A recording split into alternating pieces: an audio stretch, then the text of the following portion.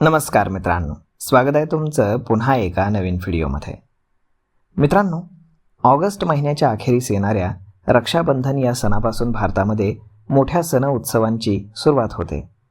रक्षाबंधनाच्या दिवशी म्हणजेच 28 ऑगस्ट रोजी शेअर बाजार बंद असेल का असा प्रश्नही अनेकांना पडलेला आहे.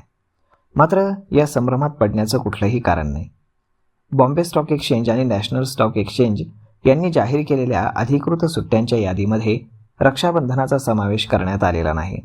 त्यामुळे शुक्रवारी 28 ऑगस्ट रोजी नेहमीप्रमाणे ट्रेडिंग हे सुरू राहणार आहे. या दिवशी equity, futures and option, currency market या सर्व महत्त्वाच्या विभागांमध्ये खरेदीच विक्रीचे व्यवहार नियमित वेळेनुसार पार पडतील. आणि इतकंच नव्हे तर मल्टी कमोडिटी एक्सचेंजवरती देखील वस्तूंचे व्यवहार हे सुरळीत राहतील. परंतु गणेश चतुर्थीला 14 सप्टेंबरला मार्केट बंद राहणार आहे. त्यानंतर 2026च्या उर्वरित कालावधीमध्ये शेअर बाजाराला अजूनही काही सुट्ट्या असणार आहेत.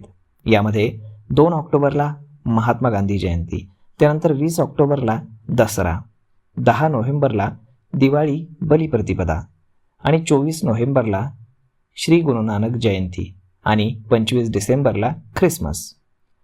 तर सुट्ट्यांच्या काळामध्ये किंवा सणांच्या दिवसांमध्ये व्यवहार करत असताना प्रत्येक गुंतवणूकदाराने या 4 गोष्टी लक्षात ठेवणं अत्यंत गरजेचं आहे.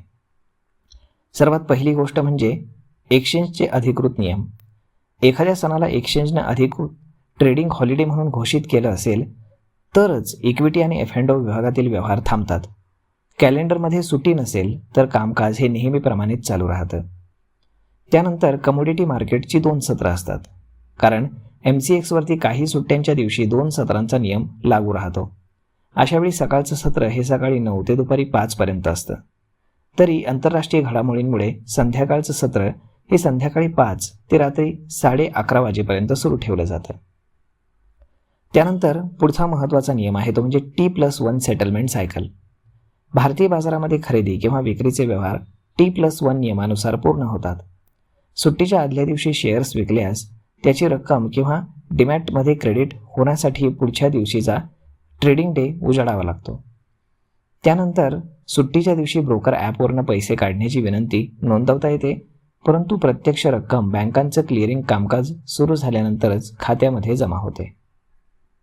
तर मग मित्रांनो, अशा पद्धतीनं रक्षाबंधनाला स्टॉक मार्केटला सुट्टी आहे की नाही हे कन्फ्युजन आता तुमचं दूर झालं असेल. तर मग मित्रांनो, हा व्हिडिओ, ही माहिती तुम्हाला कशी वाटली हे तुम्ही आम्हाला कमेंट करून नक्कीच सांगा.